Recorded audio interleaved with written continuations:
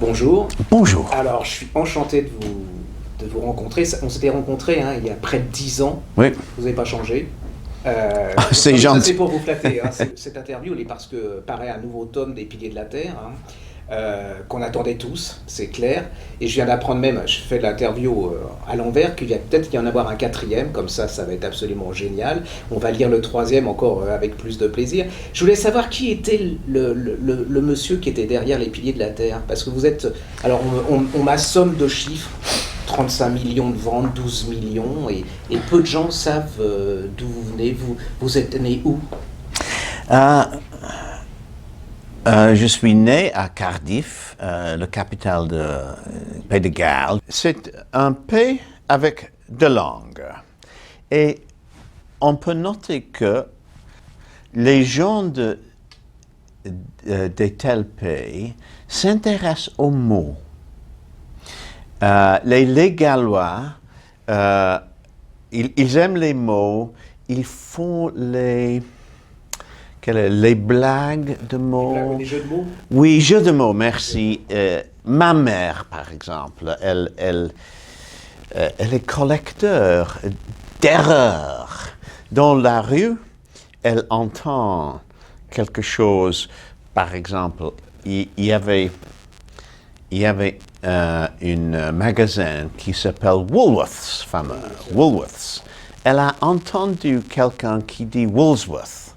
Et ça s'amusait, elle riait. Et dans notre famille, pendant les années, nous avons toujours dit Woolsworth, pas Woolworths, parce que ça fait rire maman. Donc, c'est les mots, on note. Quand on a deux langues, on note les mots. C'est pas automatique. Et on pense des mots. Oui, comment ce mot a un air un peu différent de cela. Et en plus, je ne suis pas anglais. Les auteurs anglais, les gens d'Angleterre ont quelques obsessions, quelques fantaisies qui n'intéressent pas du tout les autres, les Français, les Italiens, etc. Pas du tout. Et moi, je ne suis pas anglais, donc je n'écris pas de ces petits concerns des Anglais. Et ça me fait plus populaire dans les autres. Oui. L'importance d'être gallois, de ce jeu de mots, de l'amour des mots, des blagues et tout, est-ce que ça vous dirige automatiquement vers les métiers d'écriture? J'ai toujours écrire des petites histoires. À l'école, c'était 10 sur 10 pour votre essai, votre composition, votre petite histoire. Pour les mathématiques, 5 sur 10. J'étais toujours méchant comme jeune garçon, comme petit garçon. Donc 0 sur 10 pour être sage. Mais donc j'avais toujours la facilité, je pouvais toujours facilement écrire. J'ai su que ce que je peux faire, c'est écrire. Ah oui. Et vos parents s'y sont pas opposés? Enfin, ils vous ont poussé dans ce genre d'études ou ça a été quand même, tu seras autre chose qu'écrivain ou journaliste? Parce que je crois que vous avez suivi des études de philosophie. Oui. J'avais un grand conflit avec mes parents au sujet de religion. Mes parents étaient très sérieux, extrêmes protestants, dans un petit culte qui s'appelle Plymouth Brethren. Et à l'âge de 16 ans, j'ai commencé de questionner, mais pourquoi tu crois ça? Pourquoi tu crois la Bible? c'est une collection de bouquins vieux. Pourquoi vous êtes tellement certain que c'est vrai?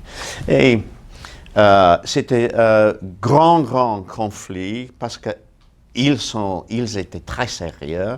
Moi, j'ai dit, franchement, je ne le crois pas. Et après ça, j'ai fait le pire que possible. Pour les autres. Donc, oh, vous donnez journaliste, c'est pas grave, vous n'êtes pas chrétien. Tu n'es pas chrétien. Mais la passerelle, elle est assez étonnante parce que là, là, vous nous parlez de religion avec vos parents, l'opposition. Et quand on lit le 3e tome, en fait, la religion et la tolérance surtout. Oui. Et je trouve que la passerelle est étonnante, c'est-à-dire qu'on retrouve un peu Ah, ce oui. que vous avez fait avec vos parents. Vous avez raison, oui. Dans une colonne de feu, quand les protestants disent des choses un peu brutales des catholiques, je me souviens, parce que mes parents ont dit des choses brutales des catholiques. Ils m'ont expliqué, les catholiques font des erreurs, numéro 1, numéro 2, numéro 3. Comme c'était exactement comme les gens du XVIe siècle. Alors, quelque part, dans vos romans, vous parlez de vous. C'est Oui, parce oui. que les gens ne le savent pas forcément, ils prennent ça comme un roman historique. Bon, c'est la suite, hein, donc on se retrouve avec la reine Élisabeth Ier, qui dit que ça revient un peu à votre notion de tolérance. Je ne veux pas que pendant mon règne on tue pour les croyances. Ce qui Oui. on revient toujours à votre... C'est vrai, vous avez raison. On ne peut pas s'échapper de ses parents. Oui, c'est vrai, en fait, ça a vu sur vos parents, Ouais. revu Ouais. X années après. Donc, il y a ça. Et ce qui m'a assez fasciné, alors, il y a plein de personnages. Hein. On va parcourir l'Europe. Je ne sais pas où vous allez vous arrêter, parce qu'au début, c'était l'Angleterre. Maintenant, c'est toute l'Europe. Oui. On se retrouve à Séville, à Oui. Paris. Ah, j'aimerais bien aussi que vous me parliez, j'adore l'héroïne en française qui s'appelle Sylvie. Oui. Et qui est, vous pouvez me dire ce qu'elle fait comme métier? Elle est Enfin, elle est la fille de... la fille d'un printer, imprimeur. Et d'un libraire, elle est Oui. quelque part. Oui, à l'époque, les emprunteurs étaient aussi librairiens. Mais ce qu'elle fait de spécial, elle vend les Bibles en français, qui était un crime. Pourquoi on peut être tué. Donc, elle est énormément courageuse. Les Bibles en français étaient contrebande, c'est un mot, ouais. contrebande. Elle voyage à Genève pour les acheter. Elle les porte à Paris. Elle doit payer des bribes pour les entrer dans la ville. Et c'est même très dangereux de les vendre. Donc, elle est une jeune femme courageuse. Moi, j'admire énormément le courage. C'est très important pour moi. Une très belle description de Paris, hein, vous avez... Merci. Non, c'est vrai. Mais en plus, j'ai été voir, en fait, vous allez voir sur le... vous déplacez sur le terrain. Il y a un moment, je me suis posé la question, savoir si vous inventiez livre. Vous saviez le lieu, vous aviez le lieu, par exemple Paris, et que vous inventiez un personnage qui était dans ce lieu, ou si vous aviez le personnage et qu'après vous le développiez quand vous alliez sur le lieu. Je dois commencer avec l'histoire. Ouais. Ce qui est vrai, on ne peut pas changer ça.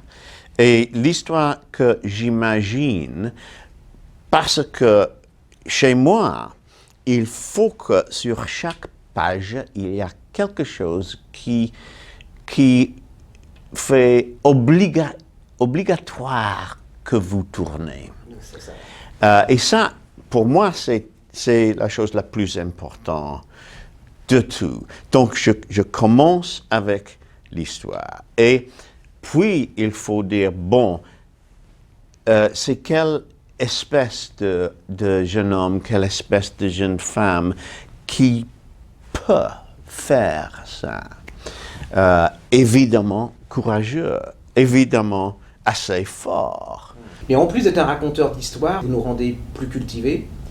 C'est pas de la flatterie, hein, mais c'est vrai, vous êtes plus cultivés. Par exemple, les services secrets sous Élisabeth Ier, je ne connaissais pas. C'était parce que elle a changé l'Angleterre en protestant, puis elle est devenue ennemie de tous les rois de l'Europe et ils voulaient l'assassiner. Donc pour se protéger contre les complots d'assassination, elle a créé le service secret avec Sir Francis Walsingham, un homme qui était aussi envoyé à Paris de la reine. Donc, par hasard, il était ici pendant le fameux massacre de Saint-Barthélemy. Ça, comme écrivain, quand on trouve ça, on dit « Wow, great! » Parce que ça fait une connexion très utile pour l'histoire. Donc, il y avait le service secret qui était grand succès parce que, comme vous savez, Élisabeth est morte à l'âge de 69 dans son lit. Oui. Dame âgée, et beaucoup d'assassins étaient tués avant et torturés. C'est une époque très cruelle. J'ai l'impression que quand vous écrivez, vous êtes comme un gamin qui vous racontait vos histoires pour vous. Vous les racontez pour... vous savez qu'elles vont être lues, mais est-ce que vous vous amusez pas comme un fou en écrivant? Non, c'est pas pour moi. Non, c'est pas... Ça vous amuse pas en les écrivant? Oui, si, ça m'amuse. C'est pas à vous, non. Je l'aime beaucoup. C'est l'activité le plus important et it's the most exciting thing I do, comment dire. Le truc qui vous excite le plus, enfin, c'est voilà. qui vous donne le plus de plaisir. Oui, mais je pense toujours des lecteurs. Je me demande, est-ce qu'ils vont croire ça? Est-ce qu'ils vont croire que ça peut arriver? Est-ce qu'ils vont aimer ça? Est-ce qu'ils vont détester ce méchant? Est-ce que ça, peut-être ça va ennuyer lecteurs? J'écris pour plaire les lecteurs. Mais non, plaire, pour faire plaisir aux lecteurs. Parce oui, que mais faire plaisir, c'est pas exact, parce que c'est pas plaisir comme le plaisir d'une tasse d'un café. C'est le plaisir d'entrer dans un monde imaginaire. Le captiver, quoi. Oui, et d'avoir des émotions pour les caractères qui ne sont pas réels, les personnages qui ne sont pas réels. Je trouve que c'est votre réussite, c'est ça. C'est-à-dire, pour moi, c'est la quadrature du cercle. C'est-à-dire le plaisir, la détente, la culture, et puis ce côté pas inutile, pas innocent, c'est-à-dire la tolérance, la barbarie, le truc. Oui. C'est-à-dire que c'est un rêve. Moi, en tant que libraire et lecteur, vous êtes un rêve, quoi. C'est pour ça que quand est paru Les Piliers de la Terre, je suis complètement tombé amoureux fou, enfin pas de vous, hein, mais amoureux de vos livres, parce que je trouve qu'on ne peut pas faire mieux actuellement. Et alors, est-ce que par exemple la société dans laquelle on vit actuellement, alors avec tout ce que... l'intolérance, la barbarie, la violence et tout, vous avez voulu aussi faire passer un message à travers pour cette société? C'est pas un message. Ce que nous faisons quand nous lisons, c'est que nous comprenons les gens qui ne sont pas comme nous. Et ça change le lecteur. Je n'ai pas le droit de dire au lecteur, vous devez croire ce que je vous dis. Par exemple, il y a dans mes livres, souvent, il y a une discussion au sujet de politique. Et ça ne se termine pas dans le roman. Mais il a son opinion. Ça reste toujours ouvert. Moi, je le laisse ouvert. Le lecteur peut décider ce qu'il... Mais je le montre les arguments, je montre les raisons et le lecteur décide parce que je ne suis pas plus intelligent de mes lecteurs. Ce que je peux faire, c'est d'imaginer quelque chose et partager avec eux ce que j'imagine. Ça, c'est spécial. Mais je ne peux pas décider pour eux ce qu'on doit croire. C'est peut-être la définition parfaite de la tolérance. Vous avez raison. Je pense que c'est exactement ça. Oui, c'est ça. Oui. Donc, laisser aux autres le droit et se dire, surtout à notre époque, parce que tout le monde est juge en ce moment, c'est-à-dire que toujours, tout le monde a la vérité. Et, oui. Et je pense que ça, c'est aussi une des leçons de vos livres, et ce qui explique peut-être aussi le succès de votre livre et le côté universel. Voilà, je vais pas vous tenir plus longtemps, parce que votre temps est compté, mais je peux simplement vous dire qu'il faut absolument lire ce troisième tome, parce que derrière, vous voyez, quand on gratte derrière l'apparence du bouquin de détente qui donne du plaisir, et il y a, ce que j'aime beaucoup, c'est qu'il y a un être humain, il y a un homme, et puis il y a plein de choses derrière, et qu'il faut le lire, faut pas le lire que comme une simple histoire, mais voir qu'il y a plein de choses. Et puis c'est un magnifique hymne à la tolérance et à l'ouverture aux autres. Alors je trouve qu'à notre époque, c'est quand même chapeau, parce qu'il n'y a pas tellement de livres qui ouvrent sur les autres, qui soient tolérants et puis qui nous disent vous êtes assez grand, puis c'est à vous de vous dire ce que votre chemin et ce qu'il en est. Puis ça fait partie du patrimoine, parce que vous nous racontez notre histoire. C'est une histoire de l'Europe, une histoire de l'Angleterre. Puis l'Angleterre, c'est un pays assez méconnu pour nous, donc je trouve que c'est une très jolie ouverture. Avec ce qui se passe, le Brexit en ce moment et tout, je trouve que c'est bien de rappeler d'où on vient, d'où ils sont. Voilà. Et je vous remercie beaucoup de nous avoir accordé ce temps et puis de nous parler français, parce que j'aimerais bien parler anglais comme vous parlez français, voyez-vous. Vous êtes gentil. C'est moi qui vous remercie. Merci.